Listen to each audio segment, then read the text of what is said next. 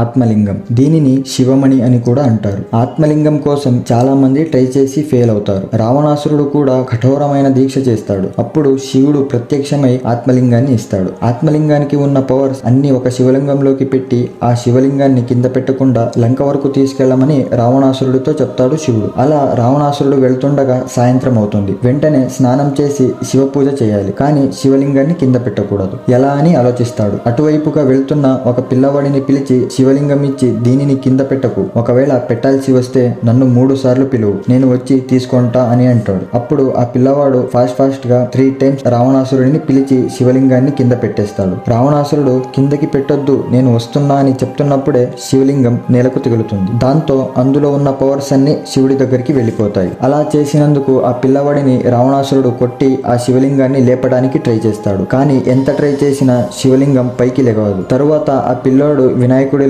మారుతాడు. రావణాసురుడి లాంటి వాడి చేతిలో ఆత్మలింగం ఉండకూడదని శ్రీ మహావిష్ణువు వినాయకుడిని అక్కడికి పంపుతాడు. ఆ శివలింగం ఇప్పటికీ కర్ణాటకలోని గోకర్ణ అనే ప్లేస్ లో ఉంది. రావణాసురుడు శివలింగం పైకి లేపడానికి తన బలమంతా యూజ్ చేయడం వల్ల అలా షేప్లెస్ గా అయిపోయింది. ఒకవేళ ఆ ఆత్మలింగం ఫుల్ పవర్స్ తో భూమి మీద ఉండిపోతే ఏం జరుగుతుంది అనే కాన్సెప్ట్ తో వచ్చిందే అంజీ సినిమా.